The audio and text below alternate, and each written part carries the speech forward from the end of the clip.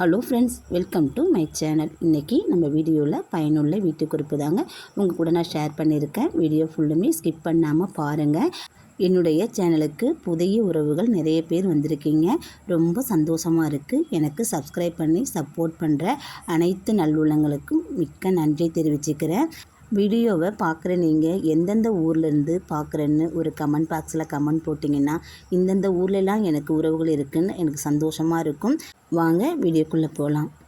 First இப்போ என்னென்னு பார்த்தீங்கன்னாக்கா, நம்ம கடையிலிருந்து புளி வாங்கிட்டு வந்து வச்சுருப்போம். அதை ஊற வைக்கிறதுக்கு முன்னாடியே மேலோட்டமாக கழுவிட்டு ஊற வைங்க. ஏன்னா நிறைய கைகள் பட்டு தான் நமக்கு வந்து சேருது.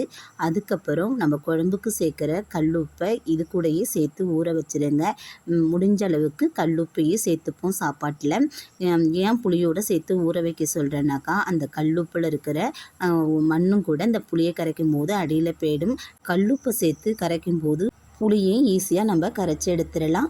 புளியை கரைச்சிட்டு வடிகட்டி சேர்த்துக்குங்க. வடிகட்டும் போது மண்ணெல்லாம் அடியில் போயிடும். ட்ரை பண்ணி பாருங்கள். வாங்க நெக்ஸ்ட் இப்போ என்னென்னு பார்க்கலாம். நம்ம மார்க்கெட்லேருந்து மீன் வாங்கிட்டு வந்து உப்பு மஞ்சத்தூள் போட்டுடலாம் கழுவி வைப்போம். நம்ம என்ன தான் கழுவினாலும் இந்த மீனில் இருக்கிற கவுச்சி வாடை நமக்கு அடிச்சுக்கிட்டு தான் இருக்குங்க. குழம்பு வச்சாலுமே பாத்திரம் அதிலலாம் வந்து மீன் கவுச்சி இருந்துக்கிட்டே இருக்கும். அப்படி இல்லாமல் இருக்கிறதுக்கு நம்ம அரிசி களைஞ்சி வைப்போம் இல்லையா தண்ணி, அதை மட்டும் யூஸ் பண்ணி பாருங்கள். அந்த நான்வெஜ் ஸ்மெல் இருக்கவே இருக்காது. நம்ம மஞ்சத்தூள் போட்டுட்டு அதில் அரிசி களைஞ்ச தண்ணியை ஒரு 10 to 15 நிமிஷம் நம்ம புளியெல்லாம் கரைச்சி வெங்காயம் தக்காளி வதக்கிற வரைக்கும் இந்த அரிசி களைஞ்ச தண்ணியில் மீனை போட்டு வைங்க. மீன்லேருந்து வர நான்வெஜ் ஸ்மெல் கொஞ்சம் கூட மீனில் இருக்காது. அந்த பாத்திரத்துலேயுமே அந்த நான்வெஜ் ஸ்மெல் அடிக்காதுங்க. ட்ரை பண்ணி பாருங்கள். அரிசி களைஞ்ச தண்ணியை இனிமேல் கீழே ஊற்றாமல் இந்த மாதிரி ட்ரை பண்ணி பாருங்கள். மீனை குழம்புல போட்டுட்டு இந்த தண்ணியுமே கீழே ஊற்றிடாமல் செடிகளுக்கு கொண்டு ஊற்றுங்க. நல்லா செழித்து வளரும் செடியும். ட்ரை பண்ணி பாருங்கள். வாங்க நெக்ஸ்ட் இப்போ என்னென்னு பார்க்கலாம். நம்ம மீன் குழம்பு வைக்கும்போது வெந்தயம் தாளிப்போம். வெந்தயம் தாளித்ததோட அது கூடவே ஒரு கைப்பிடி அளவுக்கு கருவேப்பிலை சேர்த்துக்குங்க. தாராளமாக கருவேப்பிலை சேர்த்துக்குங்க. கருவேப்பிலை வாசத்துக்கும் அந்த வெந்தயத்துக்கும் மீன் குழம்பு ருசி சூப்பராக இருக்கும். அது மட்டும் இல்லாமல் கருவேப்பிலையை நம்ம நிறையா சேர்க்குறதுனால நம்ம உடம்புக்கு நல்லது. ட்ரை பண்ணி பாருங்கள். வாங்க நெக்ஸ்ட் இப்போ என்னென்னு பார்க்கலாம். நம்ம பாத்திரம் சிங்கில் கழுவுவோம். ஒரு சில சமயத்தில் சிங்கு அப்படியே அடைச்சிக்கும். அதை நம்ம கையை வச்சு கழுவுவோம். இனிமேல் அந்த மாதிரி இல்லாமல் இந்த மாதிரி ட்ரை பண்ணி பாருங்கள். அதுக்கு நான் ஒரு வேஸ்ட்டு வாட்டர் பாட்டில் தாங்க எடுத்திருக்கேன்.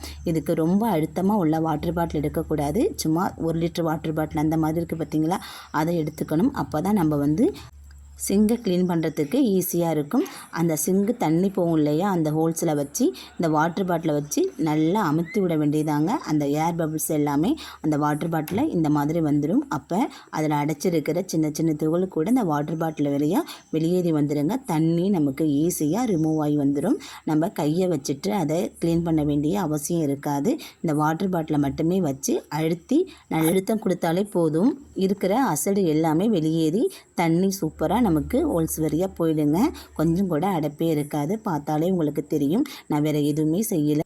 வேஸ்ட்டு வாட்டர் பாட்டிலை மட்டும் வச்சு அதில் கொஞ்சோண்டு ப்ரெஸ் பண்ணால் போதுங்க. அழுக்கு எல்லாமே சூப்பராக நமக்கு ரிமூவ் ஆகி வந்துடும். அடைப்பு கொஞ்சம் கூட இருக்கவே இருக்காது. ட்ரை பண்ணி பாருங்கள். நான் சொன்ன டிப்ஸில் ஏதாச்சும் ஒன்று உங்களுக்கு பயனுள்ளதாக இருக்குதுன்னு நினச்சிங்கன்னா சேனலுக்கு ஒரு லைக் கொடுங்க. மறக்காமல் என் சேனலை சப்ஸ்கிரைப் பண்ணி சப்போர்ட் பண்ணுங்கள். மற்றொரு புதிய பதிவில் சந்திப்போம். தேங்க்யூ. வாழ்க வளமுடன்.